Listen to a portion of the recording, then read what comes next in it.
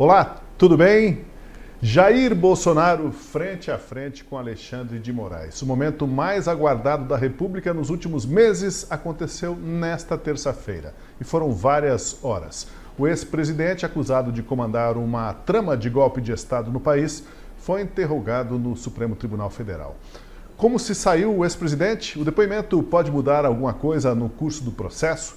Como fica a tese de golpe depois do interrogatório de seu suposto mentor? Seja bem-vindo à última análise da Gazeta do Povo, onde vamos analisar ponto a ponto os principais momentos do interrogatório e as possíveis consequências políticas e jurídicas deste processo. Com a gente hoje aqui no estúdio, a Anne Dias. Tudo bem, Anne? Como você está? Tudo bem, muito boa noite. Semana agitada por aqui, né? Então, a gente pensou até que ia demorar mais, né? Que ia avançar horas e horas, porque o Bolsonaro falou que ia falar tudo que tinha para dizer. Realmente, durou algumas horas, mas menos talvez do que a gente imaginasse. Tudo bem, Marcília? Como é que você está? Sem o áudio do Marcília? Marcília, não estamos te ouvindo. Espera lá. Já vamos checar o áudio do Marcília. Fala um pouco, Marcília, para ver se...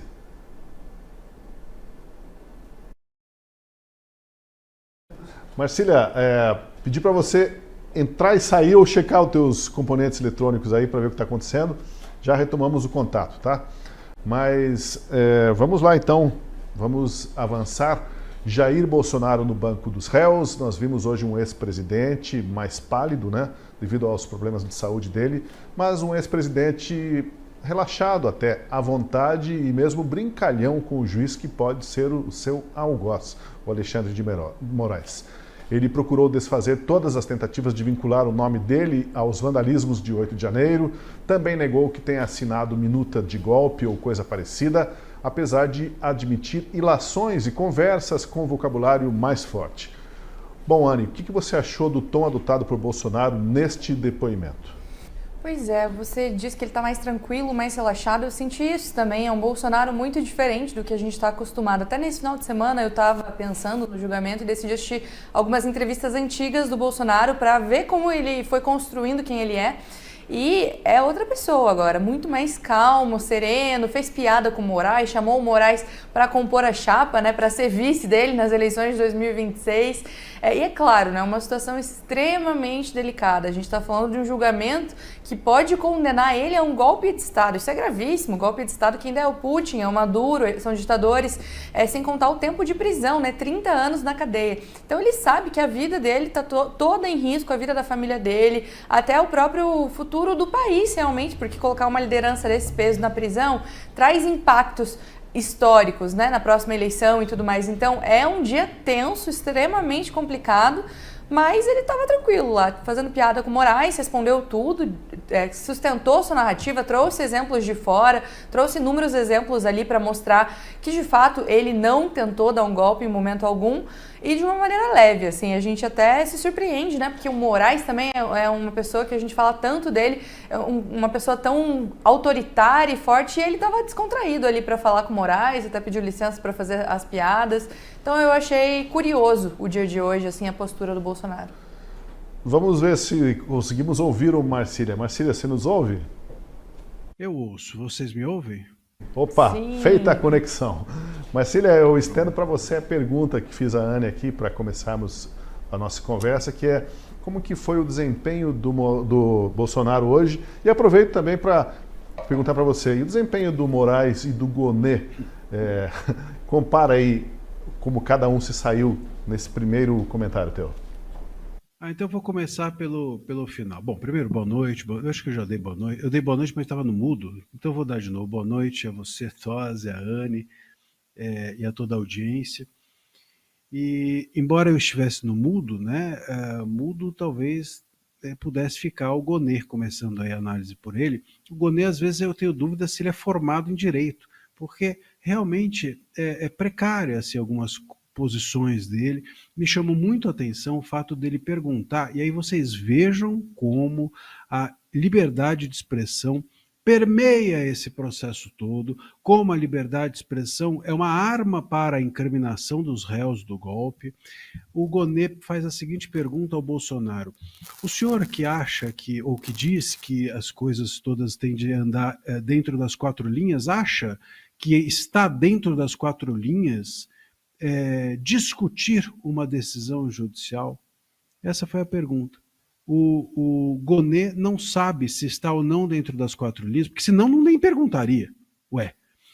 Não sabe, se tem dúvidas se está dentro das 4 linhas, você discutir uma decisão judicial, que ele chamou de combater uma decisão judicial. Até postei nas minhas redes esse trecho, porque chama atenção justamente por isso. Primeiro, pela qualidade do Gonê. Segundo,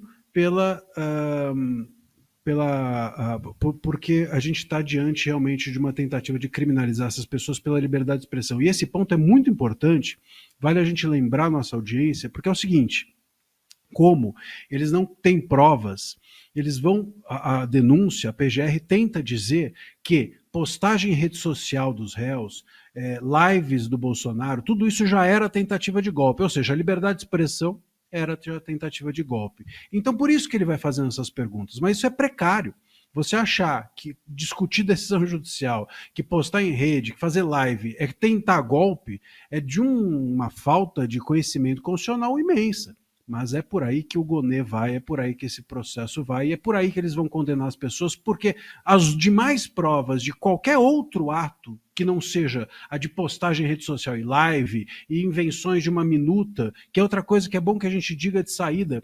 Que minuta? Minuta de quê? Minuta do golpe não existe, é minuta de um decreto constitucional, um decreto de estado de sítio ou estado de defesa.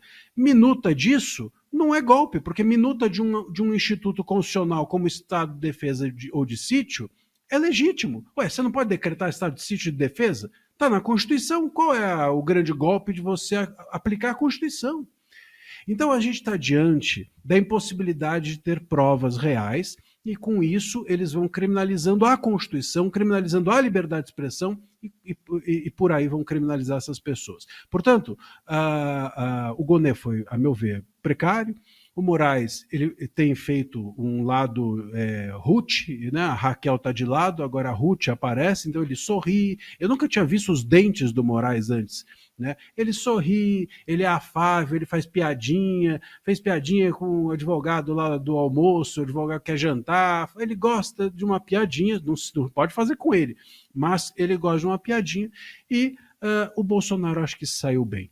Essa é a história. Estava inicialmente um pouco nervoso, confesso. Nas primeiras perguntas, acho que derrapou, porque as perguntas foram enviesadas, justamente no sentido de olha, você afirmou que as urnas foram fraudadas, e o Bolsonaro deveria ter respondido: não, eu não afirmei nada. Eu questionar é opinião, e opinião é direito constitucional. Devia ter falado esse ponto. Mas ele foi se explicando e se atrapalhou um pouco, depois tranquilizou-se e, como disse acho que uma Miriam Leitão, desses jornalistas da Globo News, fez do depoimento uma live sua. Acho que essa é uma boa leitura. Virou uma live do Bolsonaro, que é algo que ele faz bem, né? Ele sabe muito bem se virar quando ele começa a se sentir confortável, se sentiu e se saiu bem. A gente já vai assistir um trecho do depoimento, temos vários trechos separados aqui, mas eu queria saber da Anne, o que ela achou do desempenho do Moraes e do Gonê, né? Perguntei para você só do Bolsonaro no início. Perfeito. Não, concordo com o Marcílio, a gente até estava falando isso no off, né? O que eu sinto do Gonê nesse processo inteiro é uma insegurança gigantesca para lidar com as testemunhas que a gente assistiu na semana anterior, agora com os réus, parece que ele não tem firmeza, ele não está confiante de fato, porque, como eu comentei, é um processo de peso, um julgamento extremamente pesado, você condenar alguém de uma tentativa de golpe de Estado. E a impressão que dá é que quem conduz o processo inteiro é o Moraes, ele deve até passar as perguntas para o Gonê, boné e na hora de elaborar as perguntas ele tá tremendo, ele tá ofegante, ele não tá seguro. Então eu senti isso, que ele não tá firme em instruir os réus, ele não tá seguro do que ele tá fazendo. E o Moraes, como bem comentou o Marcília, todo piadista, não vem com aquela pecha tão autoritária que a gente está acostumado, que foi com as entrevistas, em que ele cortou a entrevista, atropelou o advogado. Dessa vez não, falou claro, fique à vontade, fale o quanto quiser, deixou realmente os réus falarem, fez a piadinha não só com o Bolsonaro, né? O Bolsonaro fez com ele, mas a piada do almoço também, vai começar 9h02 na manhã. Então é um Moraes diferente, mas também porque a gente sabe que está no final do julgamento, agora é só colher essas testemunhas. Ele já deve estar com o esquema montado na cabeça dele para dar a sentença. Então para ele não faz tanta diferença ouvir os réus agora, né? Claro, o Mauro Cid era uma testemunha, não, um réu mais importante por ser o delator, que foi o dia de ontem, que até foi o tema da última análise de ontem, mas agora Bolsonaro, Braga Neto, que agora está tendo, inclusive, não sei se já acabou, quando eu estava vindo para cá, estava vendo aí no trechinho do depoimento do Braga Neto, que estava fazendo da prisão, o que é realmente bem maluco da gente ver que ele era o candidato à vice-presidência e do nada está na prisão hoje porque, em tese, né, supostamente falou com o pai do Mauro Cid. Essa é a justificativa de colocar alguém na prisão do Moraes. Enfim, estava lá colhendo também o depoimento do Braga Neto e tem mais alguns ainda para finalizar essa leva de depoimentos se a gente colher mais informações sobre o Moraes. Bom, o primeiro ponto levantado por Bolsonaro nesse interrogatório foi sobre o direito de questionar a inviolabilidade do sistema de voto digital, a segurança das urnas e de defender o voto impresso. Ele lembrou que ele não foi o primeiro a defender isso. Vamos assistir a esse trecho. Desde 2012, no mínimo, eu sempre lutei pelo voto impresso. Nós estávamos na iminência de aprovar uma PEC dentro da Câmara dos Deputados que tratava do voto impresso. A autoria da deputada Bia Kiss, o relator, o deputado Felipe Barros. Quando, então, o senhor ministro Barroso foi lá para o parlamento, conversou com lideranças, no dia seguinte foram trocados os componentes da comissão especial, nós perdemos a votação na comissão, depois o presidente resolveu levar para o plenário, ganhamos, mas não com voto qualificado. Então, essa questão do voto impresso é uma coisa minha desde há muito tempo, como foi do Flávio Dino, como foi de outras personalidades, a mais variada possível, a maioria de esquerda. Então, se eu exagerei na retórica, devo ter exagerado com toda certeza. Mas a minha intenção, meu objetivo sempre foi mais uma camada de proteção por ocasião das eleições, de modo que evitasse qualquer conflito, né, qualquer suspeição. Lembro ainda que em 2014, quando Aécio Neves perdeu para a senhora Dilma Rousseff, foi contratada pelo PSDB uma auditoria externa. E a conclusão da auditoria externa foi que as urnas são inauditáveis. Ou seja, senhor ministro, com todo respeito, nós temos muita coisa ao nosso lado mostrando que esse sistema que está aí carece de uma... Fim da fala dele ali, mas enfim, o sistema carece de uma maior segurança, né? A segurança no sentido de certificar e demonstrar para as pessoas que as urnas são invioláveis, e daí por amostragem, voto impresso, etc. E, curiosamente, ele, no depoimento, o Bolsonaro afirmou que lá atrás ele estava acertando com o Luiz Fux para adotar em 5% das urnas o voto impresso, e aí foi encaminhada até uma licitação para fazer esse processo todo, mas nesse interregno, nesse intervalo, o STF decidiu que o voto impresso seria inconstitucional porque violaria o sigilo do voto. Marcília, ali em relação a essas ponderações do Bolsonaro quanto ao voto impresso, quanto à segurança das urnas, alguma coisa ali que dá para dizer que ele, digamos, não foi convincente, ou que faltou falar, ou disse tudo?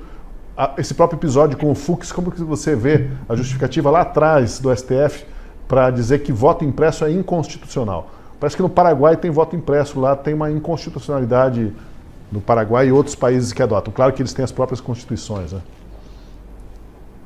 Não, então o Brasil também, né? O Brasil adotava voto impresso até ontem, né? Do ponto de vista cronológico, 10 anos atrás, sei lá quantos anos atrás, a gente tinha voto impresso, não era inconstitucional? Antes de surgir a tecnologia, então era inconstitucional. Porque, veja, inconstitucional não significa escolher o melhor. Inconstitucional significa que aquilo não deveria ser escolhido. Bom, então a gente viveu em segurança jurídica até hoje, porque se a Constituição é de 88 e durante anos e décadas a gente viveu com o voto impresso, então a gente viveu sob inconstitucionalidade. O nosso Estado era criminoso. Isso é uma completa besteira. Essa inconstitucionalidade do voto impresso não faz o menor sentido. Você pode até dizer, olha, do ponto de vista da eficiência, eu acho que é melhor o voto digital. Do ponto de vista eletrônico, do ponto de vista da não sei o que lá, enfim, você pode escolher e dizer isso é o melhor para o Estado. Agora, dizer isso é a única opção e qualquer outra é inconstitucional, isso é completamente... Isso sim é inconstitucional. Você não poder fazer escolhas dentro de um Estado democrático é inconstitucional. Você não poder defender uma escolha é inconstitucional. Então agora eu sou obrigado a dizer, por exemplo, que computador é o único jeito da gente digitar. Eu não posso ter uma máquina de escrever que é inconstitucional. Você percebe? Mas o passado não importa. Eu posso até achar que o computador representa a novidade, representa a nova tecnologia, é melhor que o passado. Agora, dizer que o passado é inconstitucional, isso é totalmente errado, totalmente errado. E vou dizer uma coisa, essa história de que as urnas são invioláveis, veja, nada é inviolável, nem ninguém. Né? Ninguém tem certeza de tudo. Eles não gostam de dizer que a liberdade de expressão absoluta é errado, porque a liberdade de expressão, nada é absoluto. Quer dizer, nada é absoluto, menos as urnas. Então, tudo é relativizável, menos as urnas. Né?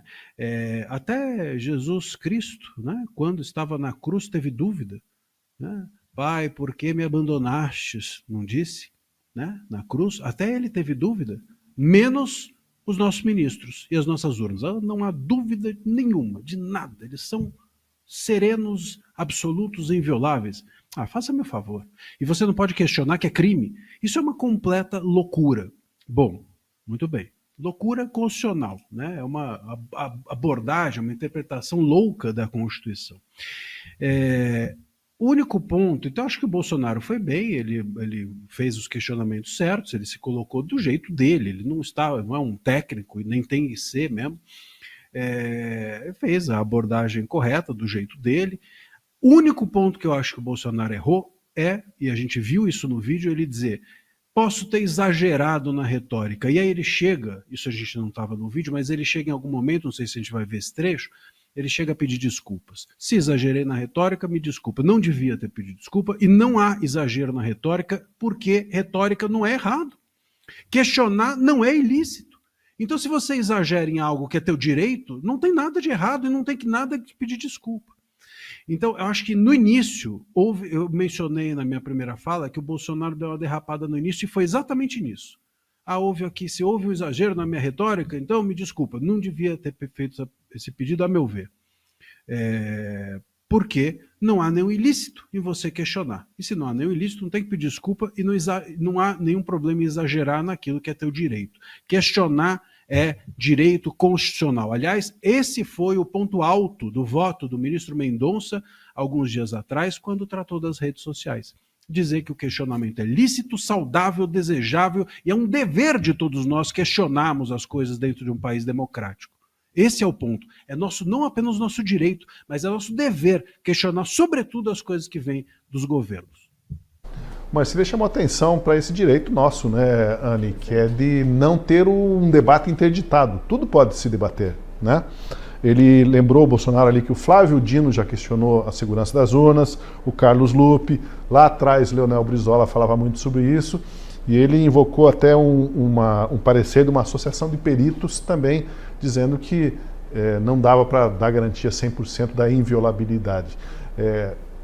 Faz sentido tentar interditar esse debate do país? Como disse o Marcília, o Bolsonaro até errou em pedir desculpas por ter abusado um pouco da retórica. Eu entendi a desculpa do Bolsonaro talvez no sentido assim de que ele usa palavrões, usa uns termos mais fortes, né, nesse sentido.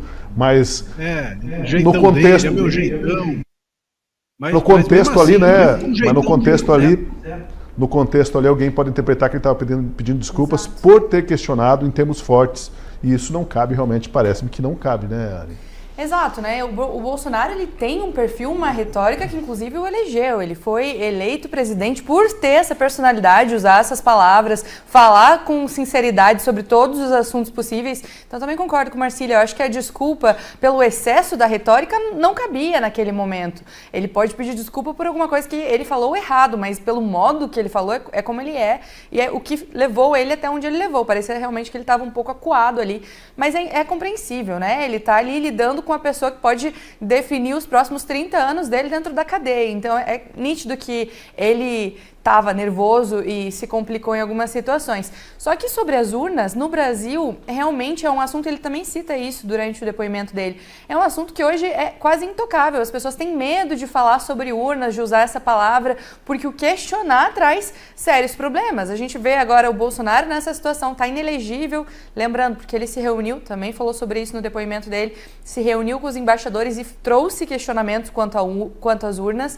e aí se tornou inelegível. Ele cita também o Flávio Dino, como você bem mencionou, e ele queria um vídeo, inclusive, do Flávio Dino defendendo ali o voto impresso, que hoje, né, é um dos principais atores para tentar colocar ele na prisão, mas defendeu o voto impresso num momento em que não era tão caótico defender o voto impresso quanto é hoje. A gente tem também aqui no Paraná o caso do Francisquini, né, deputado estadual, foi o mais votado do ano de 2022, fez mais de 400 mil votos, 3 cadeiras entraram com ele, ou 4, salvo engano, e aí nos 45 do segundo tempo, para fechar as urnas, tipo lá por 4h50 da tarde, ele fez uma live no Instagram dele falando assim: estou usando meu espaço aqui como parlamentar, minha imunidade parlamentar, para dizer que recebi questionamento quanto às urnas. Ele recebeu o questionamento, fez uma live falando que recebeu o questionamento. Foi cassado, 400 mil votos, mais de 400 mil votos jogados fora de um parlamentar que iniciou a live falando que estava usando de sua imunidade parlamentar.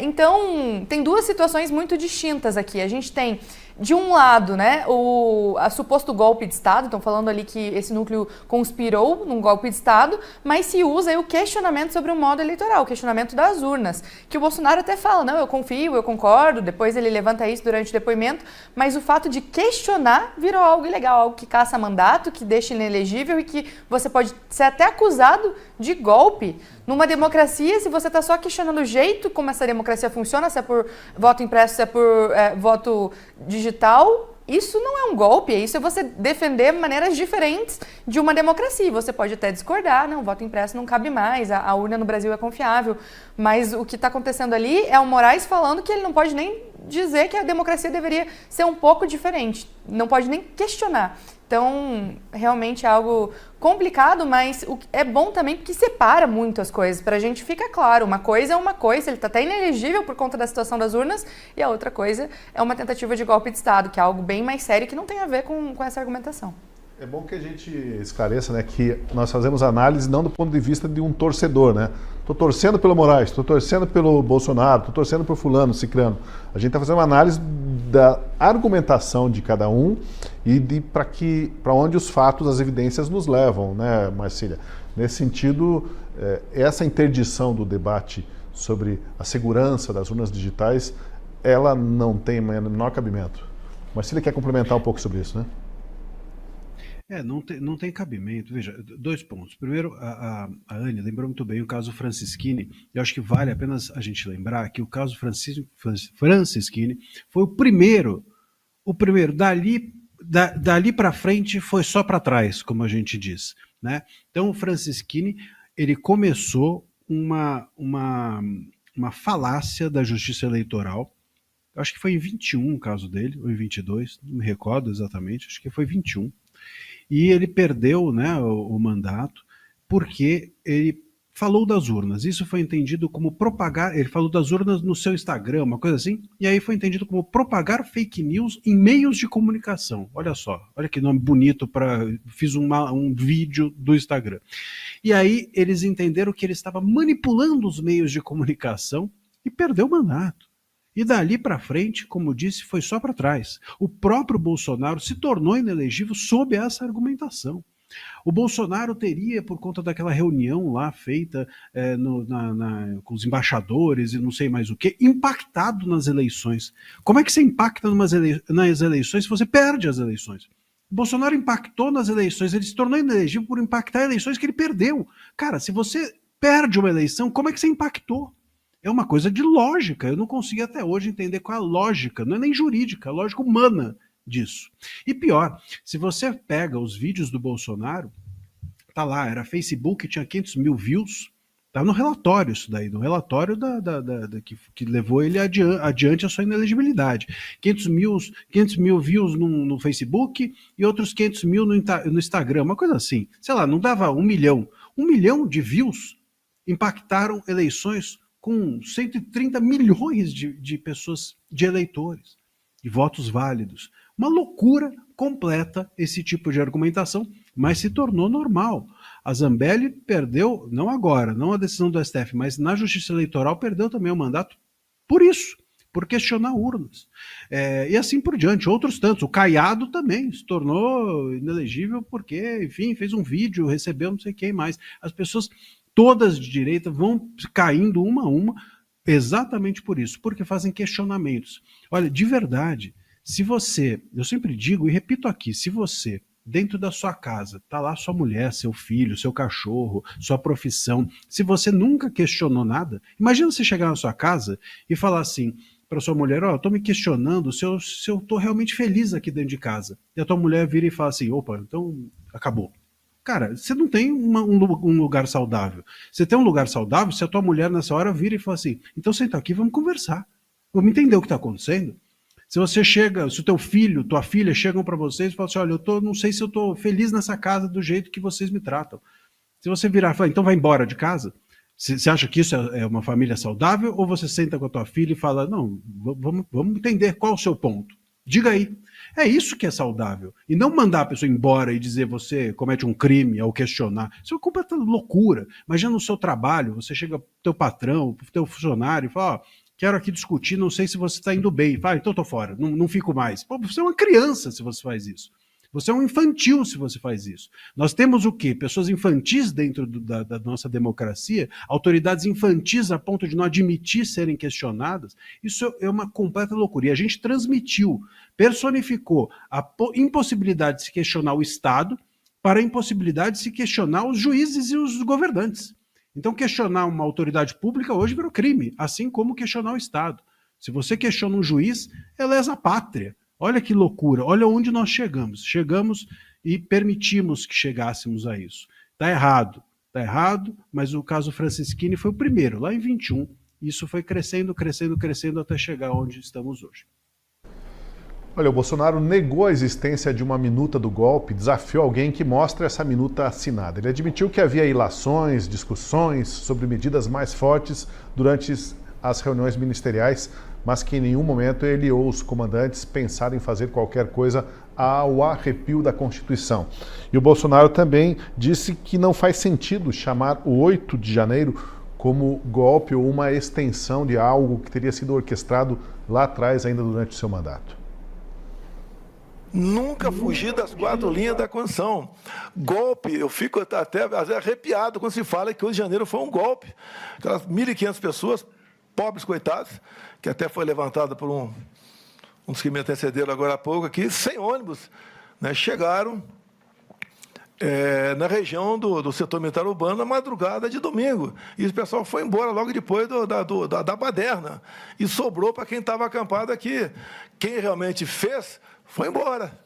Agora, aquilo não é golpe. Não foi encontrada uma arma de fogo junto àquelas pessoas.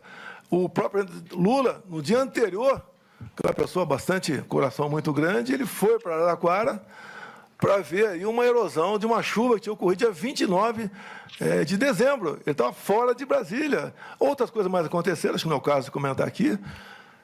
E a gente só tem uma coisa a afirmar a Vossa Excelência.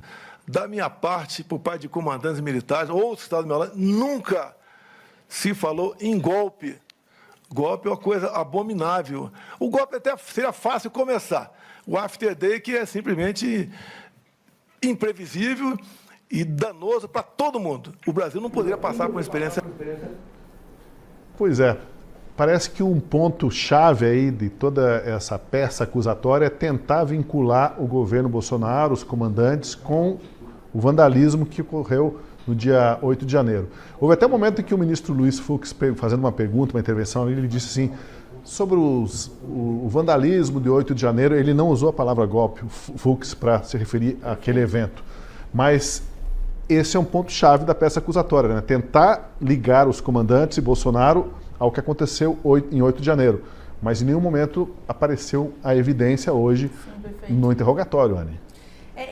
E é importante também que fique bem clara a separação das coisas. O 8 de janeiro foi a manifestação que culminou lá em Baderneiros quebrando e entrando dentro dos espaços, mas o principal são as pessoas que foram se manifestar e estão até hoje presas. Pessoas essas que vasculharam sua vida, seus celulares, como no caso da Débora, pegaram o celular dela, pegaram o celular do marido dela, tem parecer da Polícia Federal falando que não encontraram provas nenhuma dos crimes que ela está sendo acusada, especialmente golpe de Estado, associação com organização criminosa armada, e não há provas, ou seja, uma pessoa foi numa manifestação, a Débora escreveu, ok, ela escreveu na estátua, isso é comprovado, mas só, ela está com 14 anos de prisão na sentença por conta de golpe de Estado. E não tem uma prova que ligue a Débora é só uma, né? Um exemplo de tudo isso que eu estou falando. Não tem prova que ligue a Débora a uma tentativa de golpe de Estado. Não tem nada no WhatsApp dela falando sobre isso, não tem conversa dela com ninguém.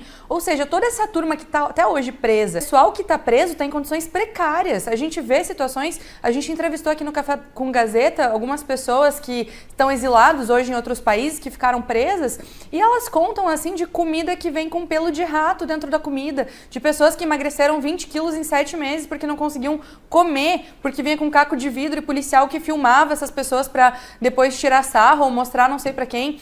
Situações em que a gente está falando de 150 presas para 2 vasos sanitários. Então são essas as condições que pessoas comuns estão até hoje numa prisão por um suposto tentativa de golpe de Estado. E aí o que eles alegam, não, esse núcleo crucial, né, os réus que estão sendo ouvidos foram os que arquitetaram tudo e eles lideraram essas pessoas. Mas quando a gente pega o próprio depoimento do Mauro Cid, que é o delator, o único réu delator, em tese é o único que vai falar contra eles mesmos, ele fala que não há elo entre Bolsonaro e os manifestantes. E aí o Moraes insiste, não há elo? Quem que é o elo? Não, o Braga Neto comunicava o Bolsonaro de certas situações, ou seja, não era um elo entre os manifestantes, não havia relação nenhuma, não tem prova que conecte esse núcleo crucial com os manifestantes do dia 8 de janeiro. E aí, né, a gente volta para a fala do Bolsonaro, né, da minuta.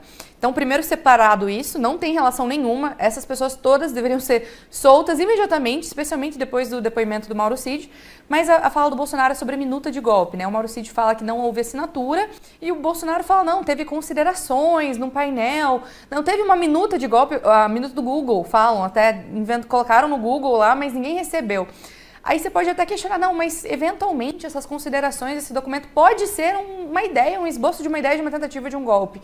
Mas não é, porque um golpe de Estado é um golpe de Estado. É o que acontece na Venezuela, na Rússia. Uma tentativa de golpe de Estado, a gente pode pegar como, por exemplo, a Coreia do Sul, em que recentemente o presidente, ele decretou a lei marcial que ordena o exército tomar conta do parlamento, fecha as imprensas, e ele deu um decreto lá no gabinete dele. Nisso, o parlamento imediatamente agiu e vetou essa lei marcial. E ele recebeu até um processo de impeachment depois e foi afastado do cargo. Ou seja, isso é uma tentativa de golpe de Estado. Ele assinou um documento impondo uma lei marcial que foi derrubada no dia seguinte. Agora, a possibilidade de considerações em que falavam mal do Moraes em certas reuniões, falavam mal de autoridades, falar mal, a gente fala mal aqui quase todo dia na Gazeta do Povo. Isso não é motivo para dizer que a gente está querendo dar um golpe. Então, o que eu vejo disso tudo é muito inconsistente. Não tem como dizer que um rascunho de um esboço de uma minuta que nunca ninguém viu, nunca ninguém assinou, é uma tentativa de golpe de Estado, que é, volto a dizer, um crime muito grave, muito sério. O problema aí, Marcília, está que se cai essa sustentação, essa versão do golpe de Estado, de que o pessoal do 8 de janeiro estava mobilizado para isso, se eles entendem que é possível voltar atrás, interpretar de forma diferente, cai todo o edifício, toda a base acusatória, né? Então dá a impressão que a situação dos ministros é a seguinte, a gente já foi longe demais agora para voltar atrás e rever o que já decidimos, o que já sentenciamos. Isso é um alerta de que a condenação virá fatalmente, né, Marcelo? A Anny estava falando, né, que não tem o elo. Bom, Se não tem o elo, faz o elo, né? Fica a dica, faz o elo. O que a gente precisa, nesse caso, entender que além do dia 8, eles estão preparados para isso. Isso mostra, mesmo que o dia 8 caia, mesmo que o dia 8 vire apenas um vandalismo, eles podem ainda condenar os réus, como eu até mencionei no início, pelo fato de que eles classificam na peça da PGR que já é tentativa de golpe fazer live e postar na internet, nas redes sociais, questionamentos, porque eles diziam que isso era uma forma do Bolsonaro e o seu núcleo duro enfraquecer o Estado. Né? Então você enfraquece o Estado com postagens, olha que loucura, postagens de redes sociais, e uma vez enfraquecido o Estado, né, como se você amolecesse o Estado a ponto de aí sim qualquer um poder depois dar o golpe. Então já era uma tentativa essas postagens em redes, o que não faz o menor sentido. Imagina só um plano de golpe em que a essência dele é você ficar postando rede social. Então agora, imagina as pessoas se preparando para esse golpe. Vamos lá, o que a gente vai fazer? Isso aqui não tem outro jeito, vamos começar esse golpe postando em rede social. Postagem em rede social, a gente enfraquece o Estado fica bambo por causa das nossas postagens em redes sociais, aí pronto, tudo se soluciona. Quer dizer, é de uma infantilidade essa argumentação, mas é isso que está na peça da PGR.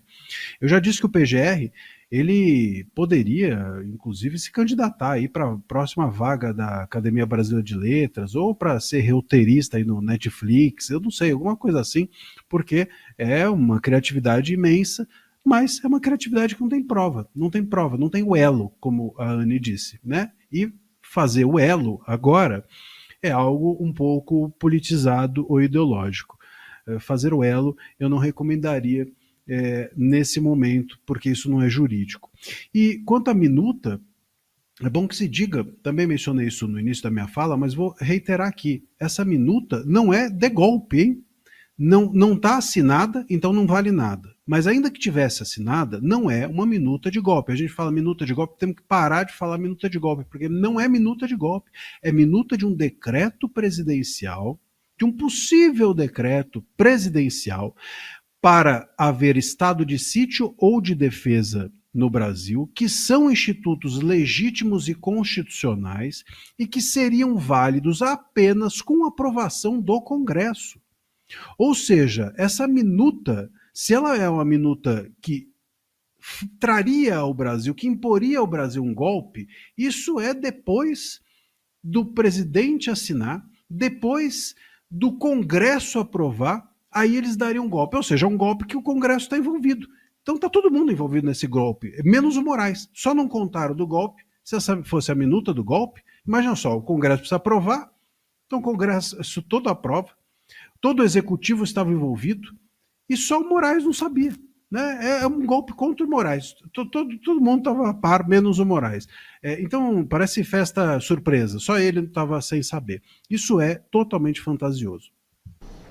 A gente vai ouvir dois trechos agora, dois vídeos. Um primeiro do Bolsonaro e o outro do Almirante Garnier, que depois pela manhã. No vídeo do Bolsonaro, a pergunta é se em algum momento o Almirante Garnier colocou tropas da Marinha à disposição dele. A pergunta que é feita para o Bolsonaro. Vamos ver como ele respondeu e a própria pergunta do Moraes. Nessa reunião, ou em algum outro momento, o Almirante Garnier colocou as tropas da Marinha à sua disposição? Em hipótese alguma. Não existe isso. Até eu digo a você, se nós fôssemos prosseguir no estado de sítio, ou até mesmo defesa, as medidas seriam outras. Na ponta da linha é que teriam outras instituições envolvidas. Agora, não tinha clima, não tinha oportunidade, não tínhamos uma base minimamente sólida para fazer qualquer coisa. E, repito, só foi conversado esses outros hipóteses constitucionais, tendo de vista o TSE ter fechado as portas para a gente com aquela multa lá que espero que um dia, Vossa Excelência, possa reconsiderar aquela multa e volte para o partido. Está fazendo muita falta para a gente, aqueles 22 mil. Multa de 22 milhões, né, que o partido levou por causa disso, e o Moraes depois disse que era transitado em julgado, que a multa já tinha ido e não tem mais volta. Bom, sobre essa história de ter colocado as tropas da Marinha à disposição do Bolsonaro, mais cedo a pergunta foi feita, como eu disse, para o Almirante Garnier, o ex-comandante da Marinha. Vamos ver como ele respondeu. Bom, em primeiro lugar, e o número foi muito importante, porque eu estranhei de onde veio esse número. O Corpo de Fuzileiros Navais, ele tinha, no meu tempo de comando, 17 mil homens. Hoje ele tem cerca de 15.500, mais ou menos. E, portanto, me chamou a atenção, de onde vem 14 mil? E eu peguei o meu iPhone e digitei no Google quantos fuzileiros navais tem a Marinha do Brasil. E ele responde 14 mil. Eu achei curioso aí porque foi a segunda menção ao Google, né, hoje nos interrogatórios. E esse último ponto aí na resposta do Almirante Garnier é muito interessante, né? Porque falaram, não, o Almirante Garnier disse que teria 14 mil homens, 14 mil tropas à disposição do presidente. E a resposta dele aqui dizendo, pera lá, de onde saiu esse 14 mil? Se na época havia 15 mil, havia 17 mil, agora são 15.500, e estava lá no Google. Parece que ele realmente conseguiu um argumento forte aí, né? Alguém foi buscar no Google esse número, desconhecendo efetivamente qual o tamanho da tropa. E aí parece que toda essa história fica mais confusa e com menos crédito, né? Pois é, né? O Bolsonaro fala, salvo engano também, depois Marcília, você me corrige, o Cid também falou isso, que ele não colocou as tropas à disposição do Bolsonaro. Não tenho certeza dessa informação, mas eu acho que eu vi isso no depoimento do Mauro Cid. E aí a gente volta do início, né? A gente está falando de um golpe que não tinha apoio da Marinha, não tinha apoio do Exército, que o Bolsonaro mesmo renomeou, né? Antes de sair do cargo, ele nomeou o chefe da Marinha, chefe do Exército, chefe da Aeronáutica, nomeado pelo Lula, que foi, inclusive, os nomes passados pelo Alckmin, que era quem estava liderando a transição do Lula.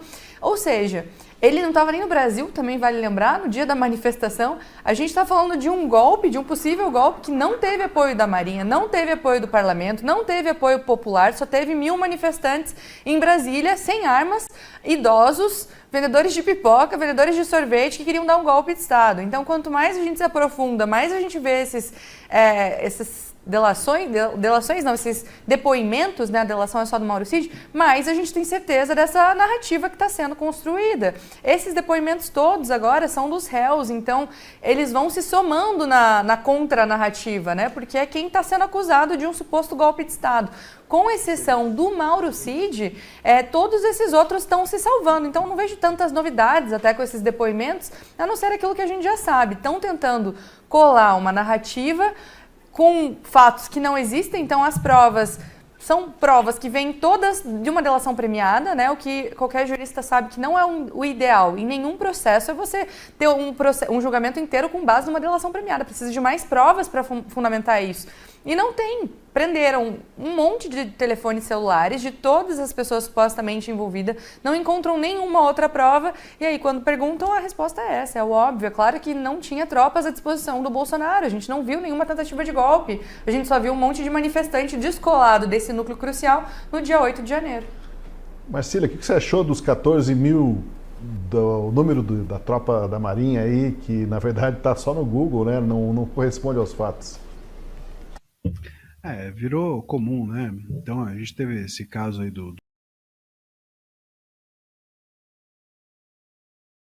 O teu áudio, Marcília, não estamos te ouvindo. Você não apertou nenhum botão sem querer, não, né? Então, vamos tentar retomar a ligação com Marcília. Não estamos te ouvindo, infelizmente, Marcília, e não somos tão bons ainda em leitura labial. Mas a gente já retoma, pedir para o Marcília entrar e entrar de novo no link, e a gente vai conversando aqui e vamos pegar mais um trecho. Sim, só sobre essa questão do Google ainda, também é curioso quando a gente vê quando a defesa consegue provas, né? Nesse caso você citou o Google, que procuraram o Google, o número que adicionaram no processo, a gente tem alguns outros casos também, como por exemplo o caso do réu que o advogado Jeffrey Chikine, inclusive, ele tem o vídeo dele sobre isso, fazendo a defesa que ele consegue provas da nuvem que mostra que ele estava numa geolocalização distinta da suposta reunião que ele está sendo acusado. Então, o Uber prova, a TIM prova, dados da Apple provam, mas isso não foi juntado no relatório. Então, a gente tem vários casos como esse. Felipe Martins também tem um outro exemplo de uma suposta reunião que ele estava, a TIM comprovou que ele não estava lá, que o celular dele estava em outro lugar, apesar de estar sem acesso ao celular. Então a defesa está nesse esforço de trazer provas que contrariem o que está sendo dito, que é muito difícil, já que eles estão com o celular apreendido, enfim, mas conseguem, e essas provas estão sendo 100% ignoradas. O que é válido é só o que o Mauro Cid fala. Vamos ver se a gente tem agora o contato e a voz da Marcília. Ouvimos. Perfeito, Marcília. A pergunta era sobre os 14 mil, ou 15.500, ou 17 mil, e alguém tirou isso do Google e atribuiu, botou na boca do Almirante Garnier. Eu dizia que a gente, nesse caso, estão consultando o Google, no caso do Léo Martins, a nossa querida juíza que odeia piadas, foi buscar na Wikipédia informações sobre o Léo Lins. Então, é normal, né? Hoje em dia, a precariedade da informação, né? E é curioso depois que o problema da desinformação são as redes sociais, né? As redes sociais são um grande problema e nós temos aí juízes, autoridades públicas buscando informações na Wikipédia ou no Google e assim por diante. Daqui a pouco tem gente fazendo sentença ou voto. Bom, a gente já ia falar no chat GPT, mas a gente já teve recentemente o ministro Dino foi se defender de uma... Lembra quando ele censura livros, né? O menino que censura livros, como é que chama aquela série? O homem que censura livros, eu não lembro, mas o ministro que censura livros, quando ele fez essa censura, ele foi buscar no ChatGPT, buscou lá no ChatGPT a defesa dele. Disse, não, olha só, isso aqui não está errado, olha o que o ChatGPT fala. Então a gente tem esse nível de argumentação por parte das nossas autoridades e isso é normal. O Brasil ele não é composto, né, por juízes e autoridades públicas intelectuais. Nós temos pouquíssimos assim dentro do STF, se é que temos, e pouquíssimos assim também dentro do judiciário ou dentro do Ministério Público, né? Tem muito juiz de internet, essa é que é a verdade, tem muito juiz de internet e muito procurador e promotor de internet nesse país.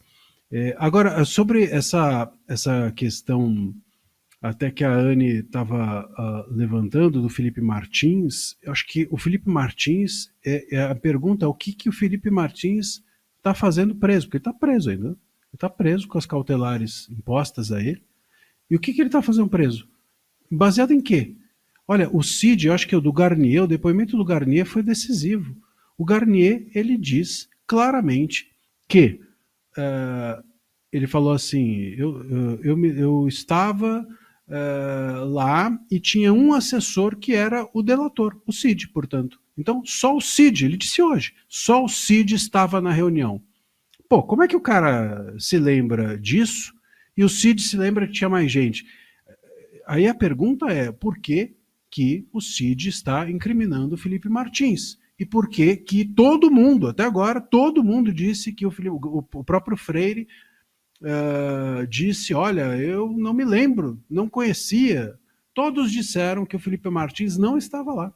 Todos disseram que o Felipe não se lembram, não conheciam. Só o Cid disse que o Felipe Martins estava lá. Só o Cid. E ele continua preso. A gente tem que passar agora a se perguntar por que o Cid quis ou quer incriminar o Felipe Martins. Porque o Cid está indo na contracorrente de todos os depoimentos até agora e de todas as provas até agora levantadas. Por que o Felipe Martins permanece preso? E por que o Cid quer incriminar o Felipe Martins? Essa é a pergunta que me parece que tem de ficar estampada em neon ali no palácio, ali no STF, né? Na fachada do STF. Eles não gostam de colocar aquelas luzes coloridas quando tem uma comemoração, podiam colocar ali em neon, porque o Felipe Martins ainda está preso. Outra frase, porque o Cid quer incriminar o Felipe Martins. Pois olha, eu quero destacar e recuperar mais um trecho, mais uma fala do Almirante Garnier pela manhã, ele comentando e pareceu convincente a argumentação dele, a gente vai ver agora, de que seria surreal essa história de que o comandante do Exército teria ameaçado prender o presidente da República numa reunião. Vamos acompanhar.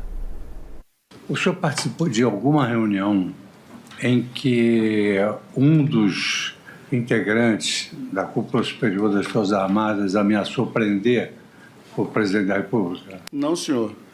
Ouviu falar sobre isso? Ouvi na imprensa. Até achei, se o senhor me permite, eu achei surreal. Não faz parte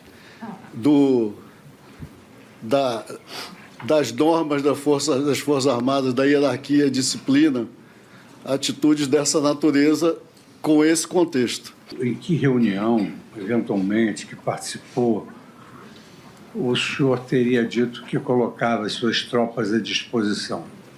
Senhor ministro, eu nunca usei essa expressão. Nem quando se demonstrou uma preocupação, porque o senhor, aqui no início do seu depoimento, o senhor disse que as Forças Armadas tinham muita preocupação. Sim, senhor. Preocupação com o quê? Preocupação com a questão das pessoas na rua insatisfeitas, que isso pudesse descambar para quebra-quebra, para algo que perdesse, que os órgãos de segurança pública pudessem vir a perder o controle, ou imaginarem que isso poderia acontecer. E isso traria responsabilidade, normalmente, para o último bastião desse negócio, que são as Forças Armadas. Pois é, ele usou o termo surreal, né? Imaginar que um comandante, um general, pudesse afirmar assim, ó, se eu fizer isso, será preso, como fosse uma bravata numa reunião. E não faz parte do protocolo, né? E digamos, da cartilha dos militares tomar uma posição assim tão ousada quando não há um ato consumado. Perfeito. Diz que não disse, mas um posicionamento um tanto convincente, né, do almirante E até é curioso que ele fala que ouviu na imprensa. Ele perguntou, o senhor ouviu falar sobre isso? Ouvi na imprensa, ou seja, de novo, eles têm conhecimento de fato só através da imprensa, assim como o número de pessoas à disposição que ele teria deixado à disposição do Bolsonaro. Mas a gente vê de novo a mesma situação, né, até você usou a palavra bravata. Bravata também foi a palavra usada pelo Mauro Cid, que diz que várias foram as bravatas. Ele não sabia mais distinguir o que era bravata de grupo de WhatsApp do que era real. Qual que era, né, a realidade dos fatos e o que era só um jeito de dizer. Foi mais ou menos o que o Mauro Cid disse. E, de novo, isso talvez caiba, né? A gente não sabe se foi uma bravata ou se alguém inventou de fato isso. Que deram voz de prisão para o Bolsonaro, mas assim como o Garnier disse, é surreal a gente imaginar essa cena acontecendo e ninguém dizer nada, só o Mauro Cid que fala, só o Mauro Cid que sabe que alguém mandou prender o Bolsonaro não sabe, a pessoa que mandou prender o Bolsonaro não sabe, ninguém que estava na reunião viu, ninguém ouviu, então, de novo, a gente está falando de um processo baseado só na fala de um delator, só no diz que me disse, sem prova, sem nada. Como é que você pode colocar uma pessoa na cadeia, prender por golpe de Estado, quando ninguém diz que é verdade isso que está acontecendo? Ninguém confirma as versões, não tem nenhuma prova além do Mauro Cid, o delator do caso. Marcília? O Mauro Cid, ele é a testemunha, vamos dizer assim, testemunha delator, porque o delator, né, ele é um corréu, ele é o corréu delator, mas é uma espécie de testemunha sui generis, vamos dizer assim. E então, ele é a alternativa que sobrou, né? A gente tem visto todos os depoimentos até agora desmantelarem o golpe. Sobrou o Mauro Cid. E por isso que o Mauro Cid está tão desconfortável. Veja, é óbvio, me parece bastante claro que o Mauro Cid não está dizendo toda a verdade, né? Parece intuitivo, porque ele não sabe, né? Eu até diria que o Mauro não se decide, né? Ele não se decide em nada. Tudo pode ser, tudo eu acho, tudo não sei.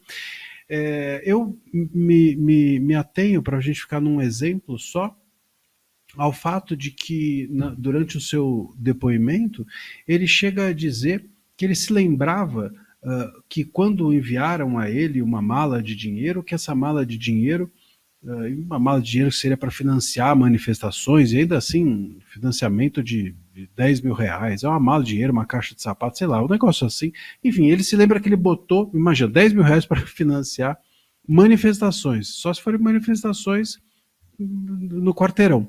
Mas ainda assim ele lembra que colocou do lado da mesa dele. Aí o advogado pergunta, mas você recebeu onde no Alvorada isso aí? Isso eu não lembro. E quando que você chegou no Alvorada? Não lembro. E quando você saiu do Alvorada? Não lembro. Então ele não lembra nada, ele só lembra o fato. Aquele fato que ele colocou na delação dele, ele lembra. Mas tudo que está no contexto do fato, ele não lembra. E isso é um indício de que nos leva a suspeitar ou a questionar, se é que a gente ainda pode questionar as coisas no país, se é que isso não é ilícito, a suspeitar de que aquela verdade é frágil. Pô, a pessoa chega em casa e fala assim, a tua mulher vira para você e fala assim, onde você estava? Eu falo assim, eu estava numa festa, mas de quem? Não lembro. E que hora você chegou? Não lembro. E que hora você saiu? Não lembro. E o que você comeu na festa? Não lembro. Só lembro que eu estava na festa. Pô, é óbvio que tem coisa aí. É óbvio, né? Vamos pensar. Esse é o ponto. O Mauro Cid deixou claro que ele só lembrava o fato central. Tudo que estava na órbita do fato ele não lembrava. Isso é uma testemunha absolutamente frágil, isso é um depoimento absolutamente precário e que não serve para condenar ninguém. Um rápido parênteses aqui para convidar você que ainda não é assinante da Gazeta do Povo a apoiar o nosso jornalismo independente e corajoso.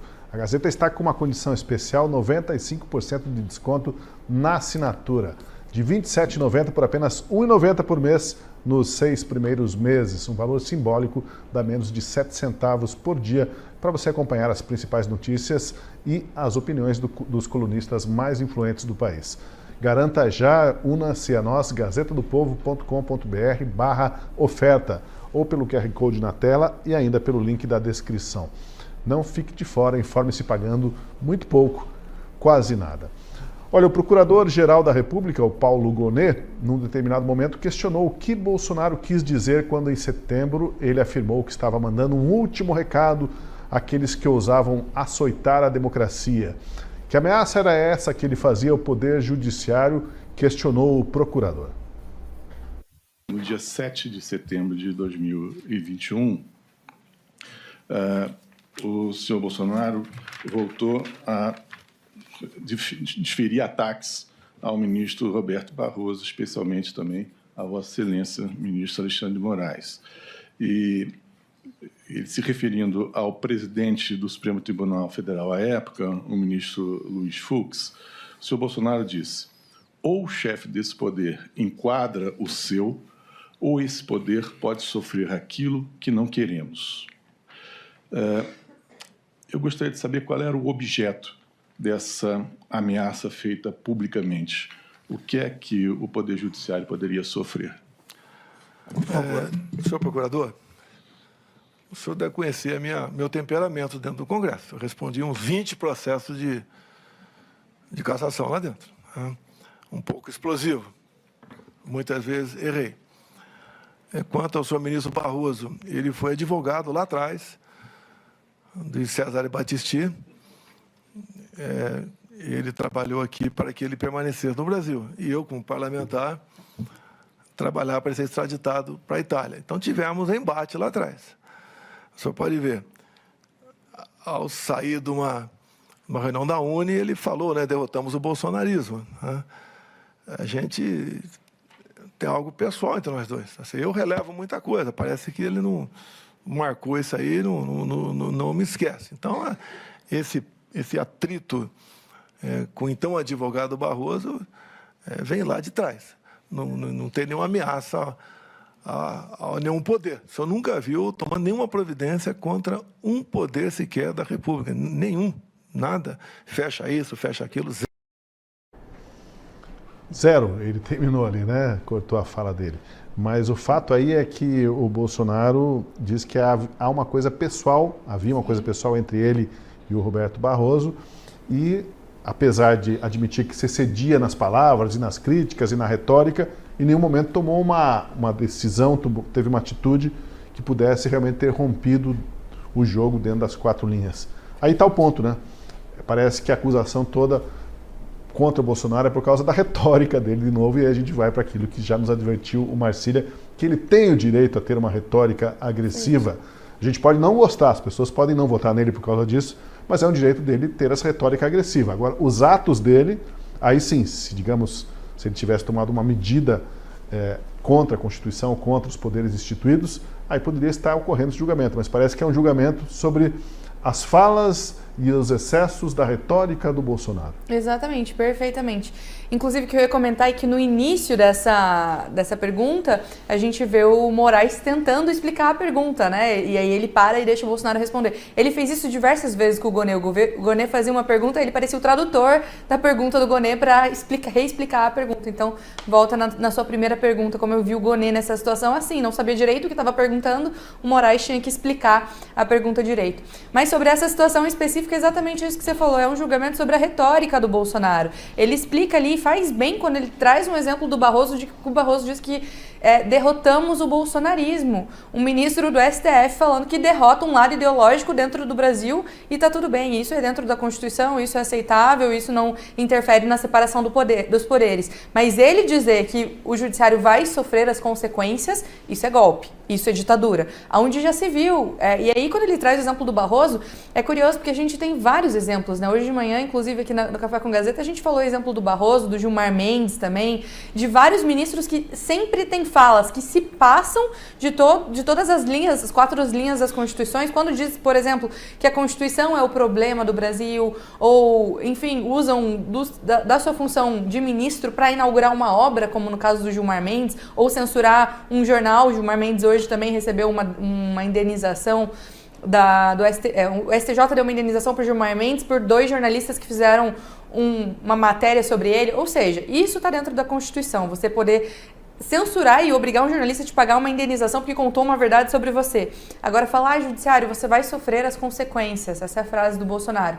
Pode ser errada, pode até ser passível de um processo de indenização, como tantos que existem no Brasil, mas dizer que isso é uma prova de um processo de golpe de Estado, aí me parece um absurdo sem tamanho. A gente pegar no final da sentença do Moraes, vai ser como até o Marcília mencionou a sentença do Léo Lins, uma sentença sem pé nem cabeça, que vai trazer esse tipo de frase para a sentença final que vai condenar o Bolsonaro. Na sentença da juíza, eu até tive o desprazer de ler, que condena o Léo Lins, ela cita várias das piadas do Léo Lins, assim, na sentença, assim, como se ela realmente não gostou da piada e coloca lá para condenar um humorista na prisão. Várias piadas ela cita. Aí a gente daí volta pro Moraes, eu tô curiosa para saber como vai ser essa sentença, se ele vai pegar todas essas falas do Bolsonaro, falando que o judiciário vai sofrer as consequências, porque criticou o Alexandre de Moraes, criticou a autoridade. É evidente que ele criticou, todos nós criticamos e temos esse direito de criticar. Agora, isso não é base para crime algum, né? Não é um fundamento de nenhum crime, quem dirá um crime tão grave quanto o golpe de Estado.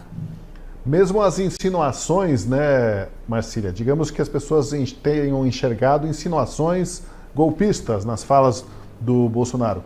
Não pode ser julgado por uma insinuação retórica.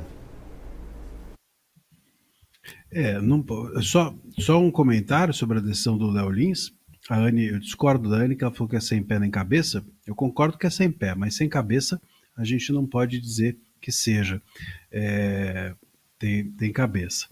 Mas, e como tem.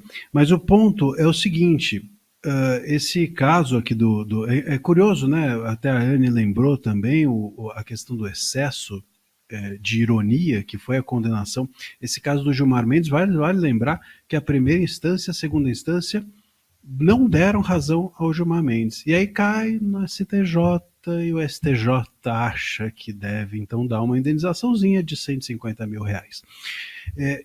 Isso é bom. E aí por quê? Porque condenou por excesso de ironia. Então a gente tem aqui o Bolsonaro, por isso que eu falei, eu acho que o Bolsonaro não pode entrar nessa de dizer que ele cometeu excesso de retórica, porque a gente vai legitimando algo muito errado no país. Excesso de retórica não está errado, assim como excesso de ironia não está errado. Por quê? Porque retórica não é ilícito. Assim como ironia não é ilícito. Você já viu alguém chegar e falar assim, olha, eu fui condenado porque eu fui excessivamente bondoso. Bom, bondoso é crime? Não, então acabou. Você pode ser excessivamente o que você quiser. Ah, eu sou excessivamente religioso. Parabéns, o que isso tem de mais? Eu sou excessivamente algo lícito, você não é um ilícito. Não é porque você cometeu um excesso de um direito que você cometeu um crime. Então, o excesso de retórica não é ilícito, o excesso de ironia não é ilícito, porque ironia e retórica não são ilícitos. E a gente precisa afirmar isso. Precisa afirmar porque a gente precisa defender a liberdade de expressão nesse país todo dia, mesmo num processo do golpe. Até porque, nesse processo do golpe, o que está em jogo é a liberdade de expressão. Repito, a PGR, na sua peça, disse que é tentativa de golpe postar em redes sociais e fazer live. Eles estão tentando incriminar as pessoas desde lá de trás, esse núcleo bolsonarista, o núcleo duro do Bolsonaro, por usar a liberdade de expressão, por postar em rede, dizendo que isso enfraquecia o Estado. Esse é o perigo, a gente precisa defender a liberdade de expressão todos os dias, precisamos ficar atento a isso. Não podemos entrar na narrativa que eles estão, do que o Estado e as autoridades estão tentando impor a nós, de que liberdade de expressão é ilícito, de que postar em rede social questionando é golpe, de que cometer ironia em excesso ataca ministro do STF, como no caso do Gilmar Mendes. Isso precisa ser todo dia lembrado e todo dia afirmado. É necessário, portanto, que a gente também entenda que você acreditar, dizer, isso aqui vai ter consequências, não é crime nenhum. Qual é o problema? Então eu chego num bar, vamos lá, o dia a dia, chego num bar e falo assim, olha, vocês não estão querendo me trazer aqui uma bebida de graça, isso vai ter consequências. Ele chama a polícia? Se a polícia for no bar porque alguém falou isso, a polícia vai prender alguém? Olha, ele falou que vai ter consequências. E daí? E daí? Qual é o crime? Onde está o crime? Ah, mas eu me senti ameaçado. Por quê? Por quem? Pelo quê? Não se disse nada. Quais são as consequências? Foi dito algo? E ainda que tivesse dito algo, de novo, não seria tentativa de golpe, porque a ameaça, ela não é uma tentativa de algo. Ainda que a ameaça fosse, não seria tentativa do crime. A ameaça é um crime em si. Não tem alguém, quando ameaça alguém de algo, não tentou fazer o algo. Se tentasse, seria tentativa de algo. Tentativa de algo é uma coisa, ameaçar de algo é outra.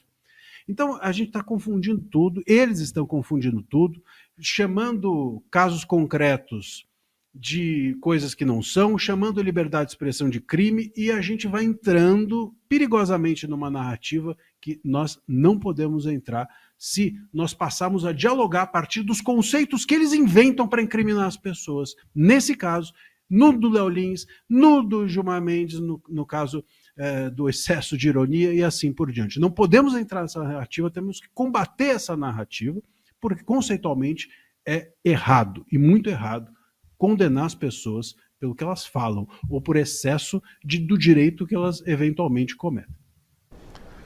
Condenar jornalistas por excesso de ironia realmente é o fim da picada. Mas, falando em excessos, né, o Bolsonaro realmente ele comete excessos retóricos. Quer ver só? Ele chegou no momento ali em que ele convidou o Moraes para compor com ele na chapa de 2026. Acredite, esse foi o excesso do Bolsonaro.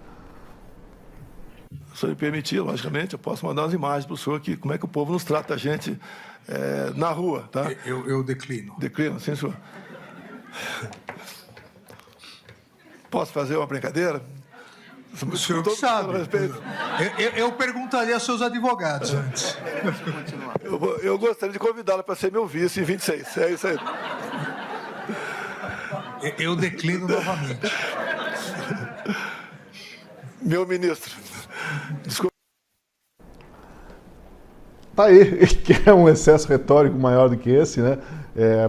O excesso retórico pode ser na ironia, na acidez, na brincadeira, né? Tem muito bolsonarista, muito militante aí que está chateado com essa fala do Bolsonaro. Ora, mostra apenas que ele estava tranquilo, relaxado e brincando até com o que seria aparentemente imbrincável. Vou usar um neologismo aqui, Anny. Pois é, eu até dei uma olhada aqui no nosso chat, tem pessoal que tá meio brabo com essa piada do Bolsonaro, falou que foi de extremo mau gosto, Mas a leitura que eu faço é realmente essa, assim, é nitidamente uma piada. Infelizmente a gente vive num Brasil que é perigoso fazer piada, então eu acho que ele foi bem ousado ali, a gente não sabia qual seria a reação do Moraes, mas é obviamente uma piada, né? A gente estava falando aí do maior opositor político do Bolsonaro, que sim é um opositor político, sim faz perseguição política ao Bolsonaro desde 2022, inclusive ele cita um pouco disso durante o depoimento, e eu acho que faltou citar muita coisa que foi feita em 2022 contra o Bolsonaro via TSE, que é importante deixar claro, quem era presidente do TSE em 2022 era Alexandre de Moraes, e ele usou todo o poder dele ali como presidente do TSE para censurar inúmeros veículos, censurar a rede social, derrubar perfil de opositor, censurou a Jovem Pan, falando que a Jovem Pan não poderia usar termos aí para se referir ao Bolsonaro, censurou o Brasil Paralelo, quando o Brasil Paralelo iria lançar um documentário sobre o Jair Bolsonaro. Enfim, tem uma lista de coisas que foram feitas no TSE quando o Alexandre de Moraes era presidente. Bolsonaro cita em alguns momentos isso durante o depoimento, ele é questionado e ele fala, mas veja bem, até é interessante esse momento, ele fala, durante a minha eleição houve excessos por parte do judiciário, sim, e o Moraes ele justifica num ponto, fala, não, mas veja bem, deputado, quando o senhor foi chamado de pedófilo, nós proibimos esse termo de ser usado no debate mais tarde, e ignora todo o restante das coisas, ou seja, o Moraes usa, fala, num momento específico, a gente realmente proibiu que te chamassem de pedófilo, porque não havia prova nenhuma, mas em todos os outros ele não fala nada. Então, concluindo, foi uma piada, evidentemente foi uma piada, mas mostra o tom, né? Um tom tranquilo de descontração, tiveram várias risadas ali, mas é claro que não é um caso tranquilo, não é um caso descontraído, é um caso que pode colocar na cadeia várias pessoas por 30 anos. É algo extremamente sério que pode impactar a história do país. Pois é, Marcília, foi uma brincadeira de quem está nervoso também, né? Porque o assunto é grave ali, né? Mas ele teve a capacidade de brincar até na hora da morte, as pessoas brincam também, né?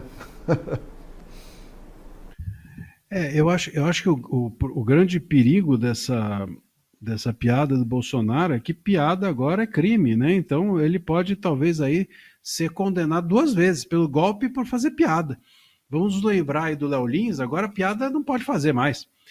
Então, esse eu acho que é o grande perigo. Veja, aqui falando sério, claro, é um pouco, é uma piada de alto risco, vamos dizer, porque o ambiente ali é formal, o Moraes é uma pessoa que hoje ele estava vestido de Ruth, mas em geral ele está vestido de Raquel, né?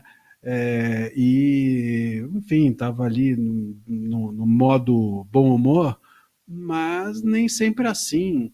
E às vezes, né, num depoimento, quanto menos você fala, melhor é, porque menos você se expõe. Mas eu acho até que nesse caso, sinceramente, eu não vi problema algum.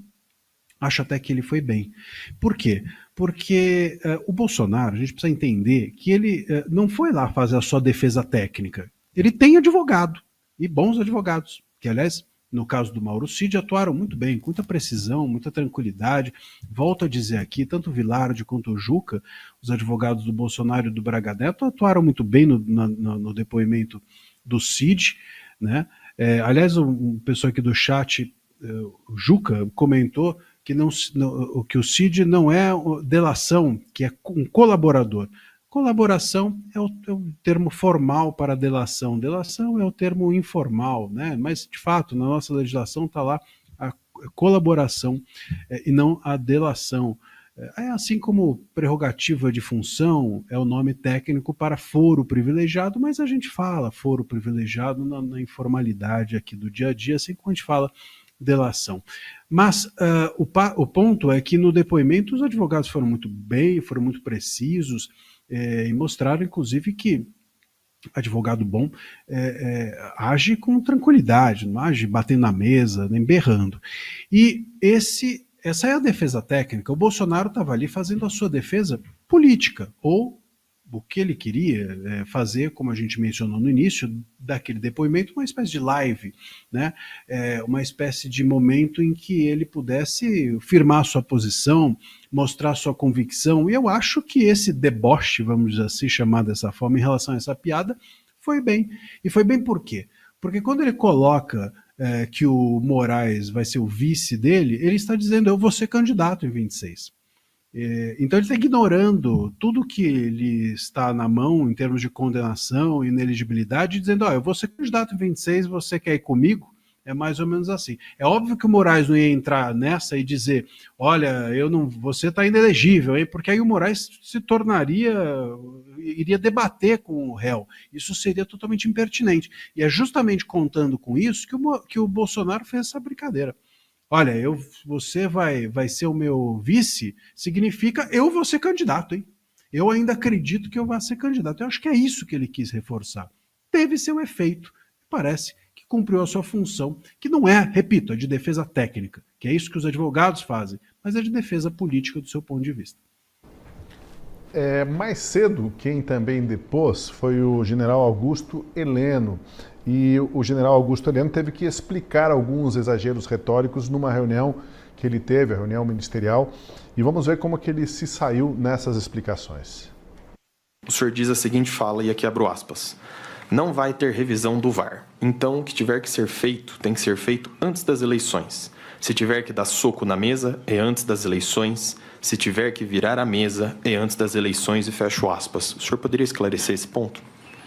Essas duas palavras são usadas normalmente quando nós queremos caracterizar que precisa uma ação imediata, né?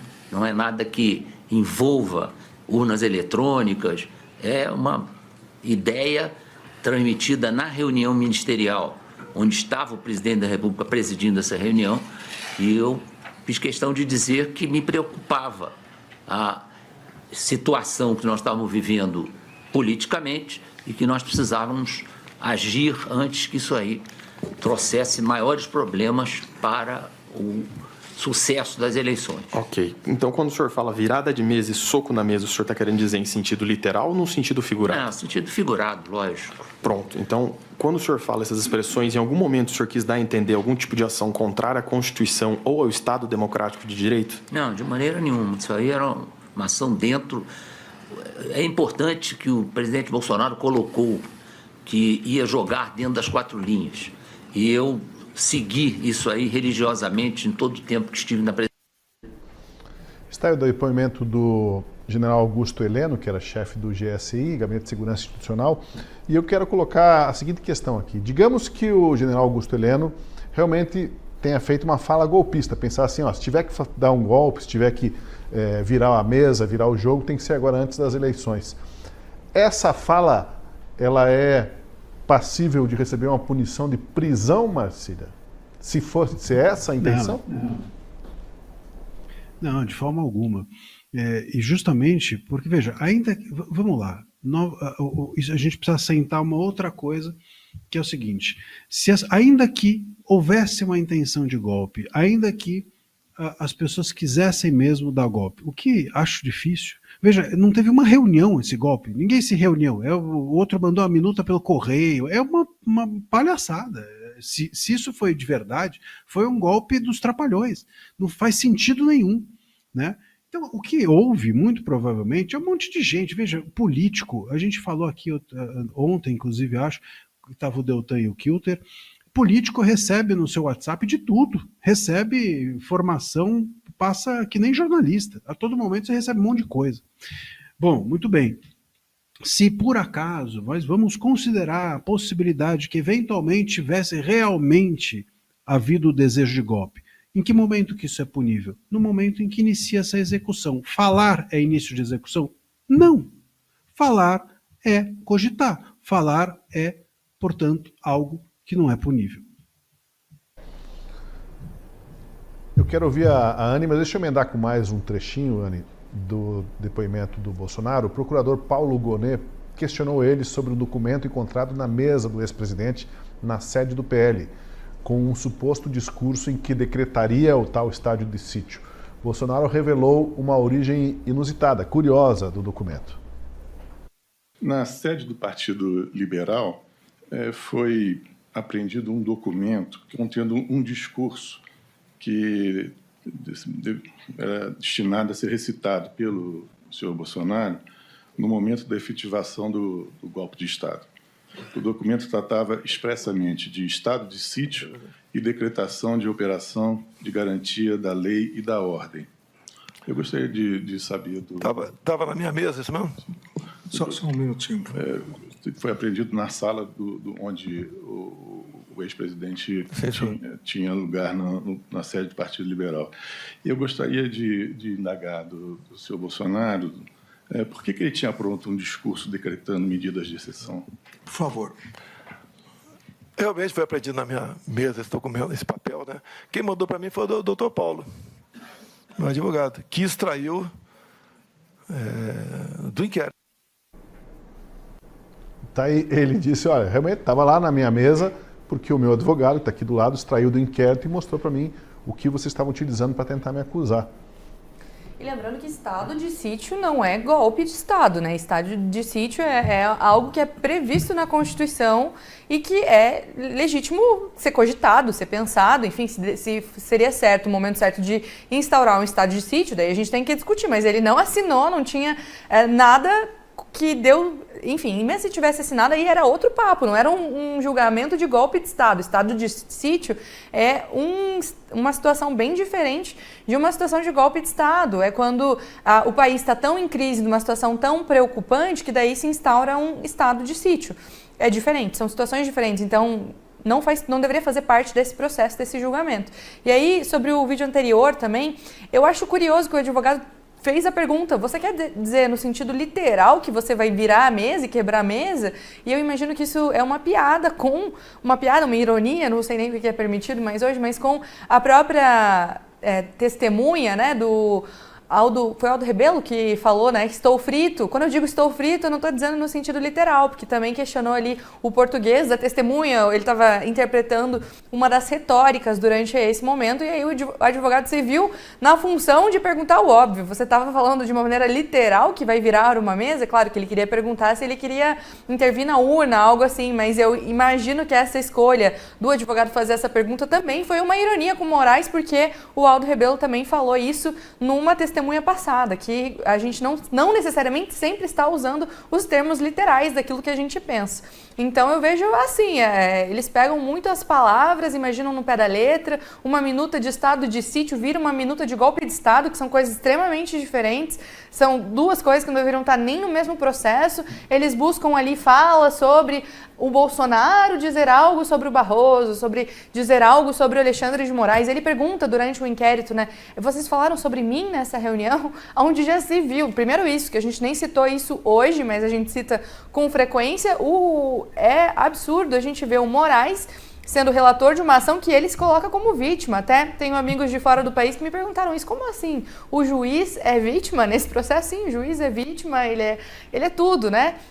Nesse processo, então, a gente está falando de um processo assim que ele é uma coxa de retalhos, vai juntando coisas que não tem absolutamente nada a ver uma com a outra para no final formar uma narrativa de golpe de Estado, que volto a dizer, porque isso é importante a gente reforçar, golpe de Estado é algo grave, golpe de Estado é algo que, enfim, se a gente compara com os países que têm golpe de Estado, a gente está falando das ditaduras mais autoritárias que existem, então toda essa narrativa é para dizer que a gente poderia chegar a uma ditadura caso esse suposto golpe fosse colocado em prática. E a gente para ver o Brasil de hoje, né, que não foi colocado em prática, né, pelo contrário, estamos sendo governados há 2 anos pelo mandato do PT, e aí sim a gente vê vários aspectos autoritários, incluindo todo esse julgamento, incluindo as pessoas que estão na prisão até hoje por conta de uma falsa narrativa. Então é uma tentativa que está dando certo de inverter os valores e a lógica de tudo e está chegando nesse resultado que é triste a gente olhar para o nosso país